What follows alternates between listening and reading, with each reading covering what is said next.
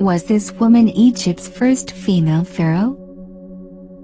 Neferusobek doesn't have the name recognition of Cleopatra and Hatshepsut, but she may have been the first woman to rule the ancient kingdom.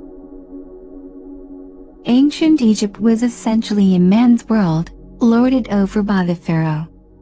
But at times during its roughly 3,000-year history, women ruled, and 6 women, Merneith, Neferusobek, Hatshepsut, Nefertiti, Tawosret, and Cleopatra, climbed the highest and wielded the most significant power in ancient Egypt, not as manipulators of their menfolk, but as heads of state.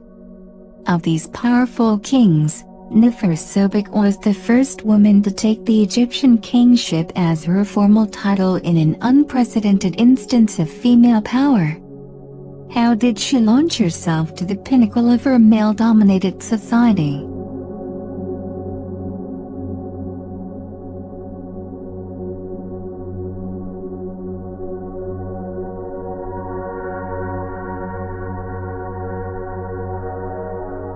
Neferusobek was the product of the royal harem and nursery during the 12th dynasty, 1939–1760 BC.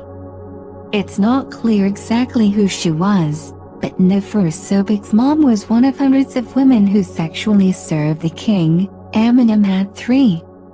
The royal princess understood that in order to maintain the familial lineage she would one day marry her aged father, or, when he died, she would be linked to her brother, the next king, as a great royal wife of the highest bloodline.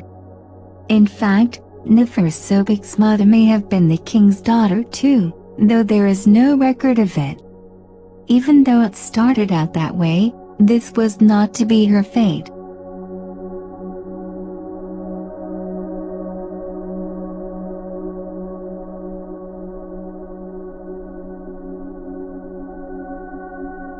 Upon his death, King Amenemhat III's son, Amenemhat IV, assumed the throne, and as planned, Neferusobek became his wife.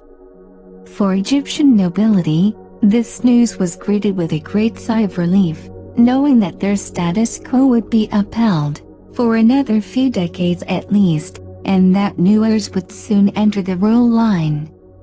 Neferusobek was now queen, and a king's daughter to boot. After just 9 years of rule, however, Amenemhat IV died, having produced no viable heirs.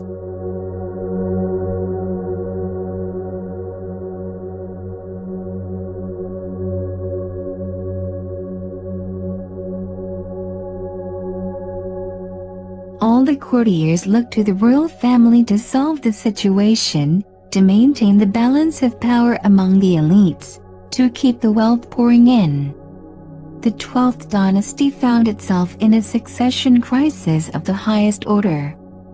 As the highest-ranked family member left, Neferusobek stepped forward as nothing less than king, using her descent from the great king Amenemhat III to justify her rule.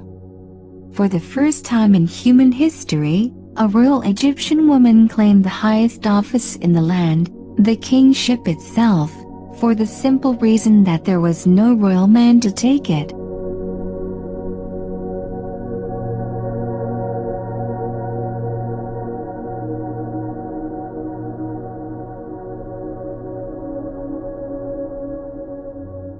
To uphold her father's dynasty and further legitimize her kingship, Neferusobek ordered the completion of her father's pyramid complex at Hawara.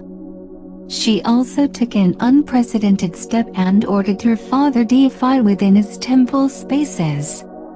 Although all kings were considered divine, and all dead kings had a greater divinity among the company of ancestor kings, Neferusobek went a step further and created special cult spaces for the worship of her father as a god at his temple at Hawara.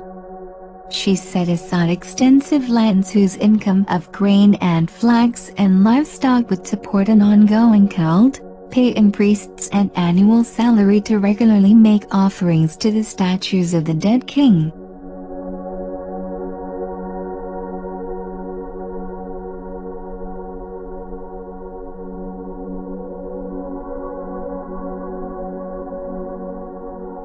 When Neferusobek ascended the throne, she went through weeks of temple activities, initiations, meditations, and ceremonies that invested her with the divine power of sovereignty, which Egyptians agree she had possessed since the time of her birth. It was also determined that queen was not the proper title for her. Queens were subservient to their sovereign. As such, she received 5 royal names, including S, he of the Sedge plant, and the B, mistress of the 2 lands, and daughter of Re, kingly titles that were feminized specifically for her in Egyptian hieroglyphics. She was king, period.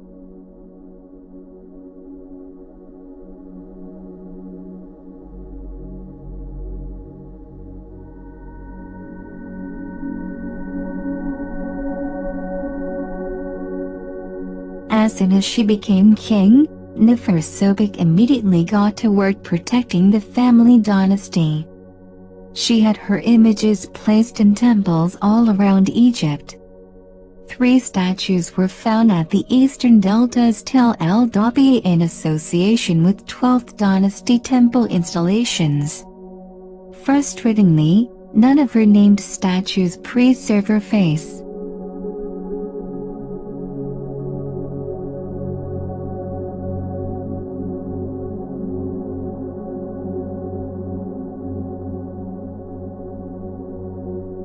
One of these statues sits in the Louvre today. Headless, unfortunately, it depicts her wearing the name's headdress falling over her shoulders, the very same striped headcloth that Tutankhamun would wear much later in his golden funerary mask. She is wearing a queen's dress, but she has tied on the kilt of kingship over her feminine garb, knotted much higher than a masculine king's kilt would have been, above her navel and just below her breasts. Around her neck she wears the same pierced heart amulet her grandfather and her father wore, a sign of 12th dynasty strength and of a direct linear descent from those great kings. She did not lie to her people or to her gods about her gender. Her femininity was there for all to see. And yet she layered the masculinity of her new office over her feminine self.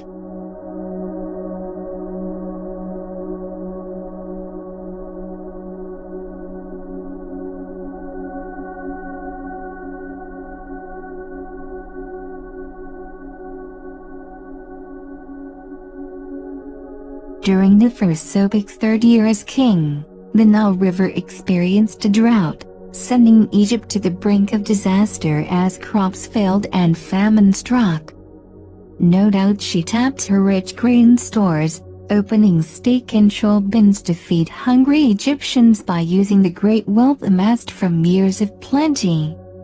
Meanwhile, everyone likely talked and schemed about the fact that Neferusobek was the last of her family, and that a change in dynasty was soon to come.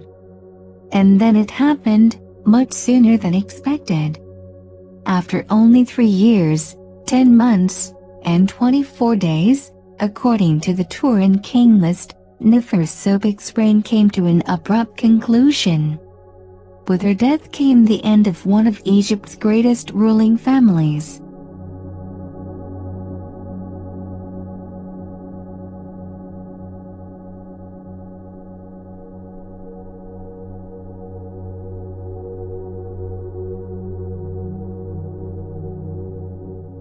How Neferusobek died remains an open question.